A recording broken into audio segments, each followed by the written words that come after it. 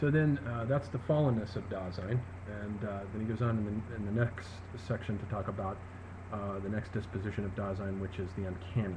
And so this is the section of the book where he talks about fear and different modalities of fear: fear, horror, terror, all of these aspects that Dasein encounters as part of the constitutive nature of being in the world, in which the world itself is meaningful insofar as things are either threatening to us or not threatening to us.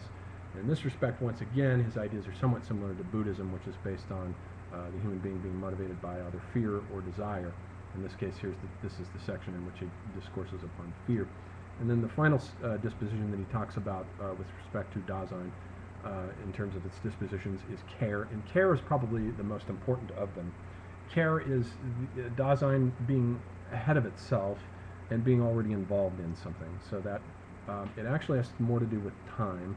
Care is the most important of these, and it unifies all the others insofar as care is what drives all these other aspects of our nature.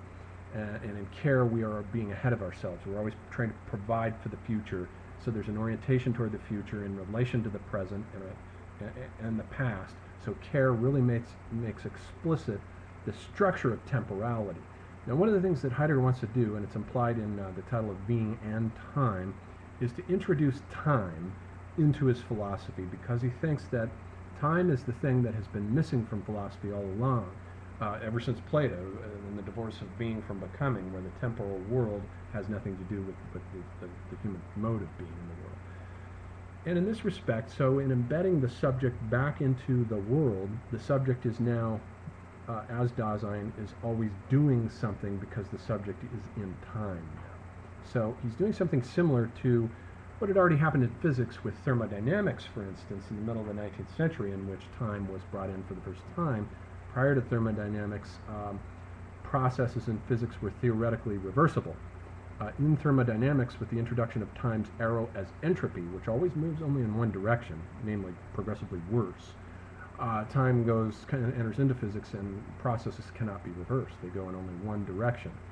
And so what had already happened there in physics, now Heidegger is doing for philosophy. He's trying to bring time in. And then Einstein comes along in the larger physical world picture and incorporates time as the fourth dimension to the other three of space, so that you get the four-dimensional space-time continuum. And then Heidegger, meanwhile, is trying to bring time in and say that being is fundamentally, being is time, because it's in time, flowing through time. And in our concern and care for the world, we're always in time, and we're always anxious about something. We're always moving toward accomplishing something in time. So time is very important to him. And even though in this book he didn't finish it, so he doesn't get, the title is misleading, where it says it's the history of the concept of time, but yet he never does get to the analysis of time.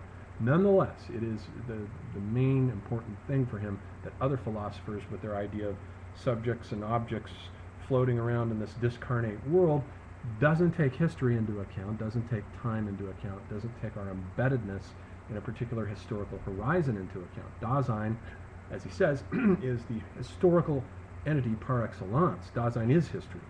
Dasein makes history. And so as Dasein, we're in history.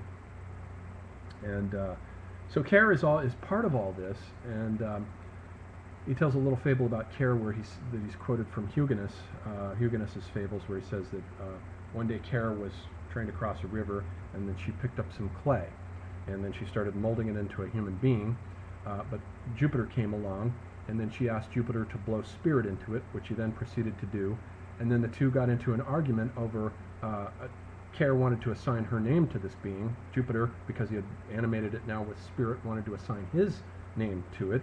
And then in the middle of this dispute, Earth rises up and says, well, you've taken the clay from me, so it should be named after me. It should be named Earth. It's of my being, is it not? It's of my essence. So they have to bring Saturn into this to act as a judge to arbitrate in this case between Care and Jupiter. And what Saturn does is he says, well, when this entity dies, its spirit will go to Jupiter, its body will go back to Earth, but while it is alive, its care and concern will be with it for the entire duration of its life. So care is always with us. It's always driving us. And Heidegger says that its urge and propensity, for example, are rooted in care. Urge is a drive, that is constantly moving us irrationally forward and along toward things that sweep us along, whereas propensity doesn't have a drive, and it allows us to be involved in things and be preoccupied with them. But it's all unified by care. Dasein is the being who is always involved in the world because he's always concerned about his life and his existence in the world. And then when he moves into the last part of the book, which he had just started on what's called the second division of the book, the part of the book that would have been devoted to time proper, he moves into a discussion of death. And so the book sort of achieves its telos, and he says that with regard to death, Dasein achieves its wholeness. It apparently achieves a type of wholeness. But it's a problem, because if you compare, when we can say that a Dasein is finished in death. But let's say we take a tool or an object. When a tool or an object is finished, we say that it's now available on hand for use, so it can now be used. But when we say that a human being, a Dasein, is finished, it is no longer being in the world, it is not being in the world. It is no longer in the world, so it's no longer concerned in the world. And so every Dasein has to take on dying for itself, and but part of the problem is that the mass, the anyone, tries to steal the authenticity away from us by covering up death with platitudes like saying, well, everyone dies. And so if everyone dies, it's another way of saying nobody dies. I don't die. It doesn't affect me. I'm not going to worry about it. But in giving way to that, the everyone, the anyone, covers up the authenticity of death. And so the idea of not being in the world is something that Dasein has to wrestle with, and has to come to the realization that death is always an imminent possibility. It's always there before Dasein. It's an ever-present fact that doesn't go away.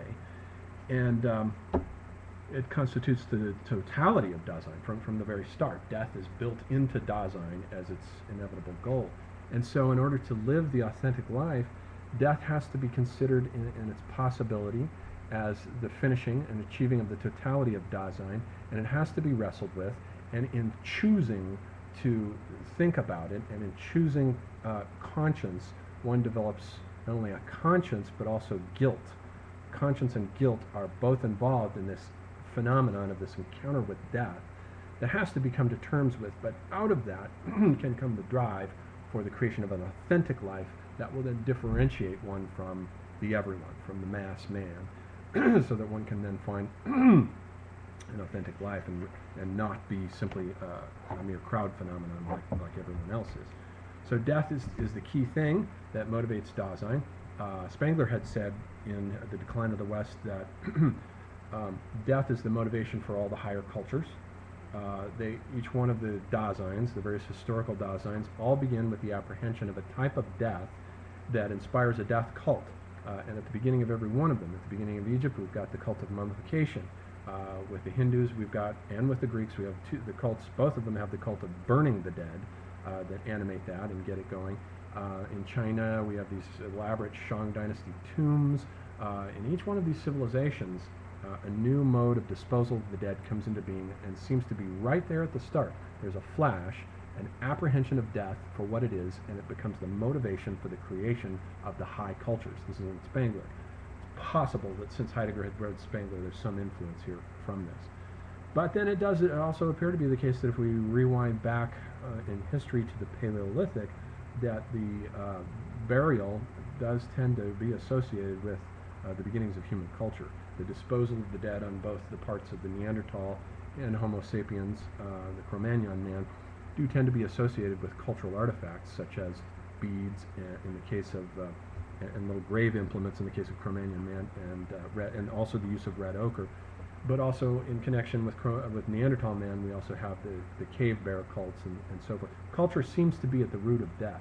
Death is a problem for the human being. As Nietzsche says, man is the sick animal, and we're sick because precisely we are the one animal that has this constant fear and awareness that one day we shall not be. So what are you going to do with your life?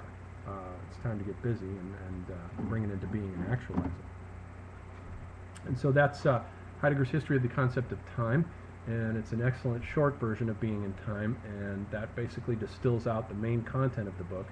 and I highly recommend it as an introduction to the larger opus.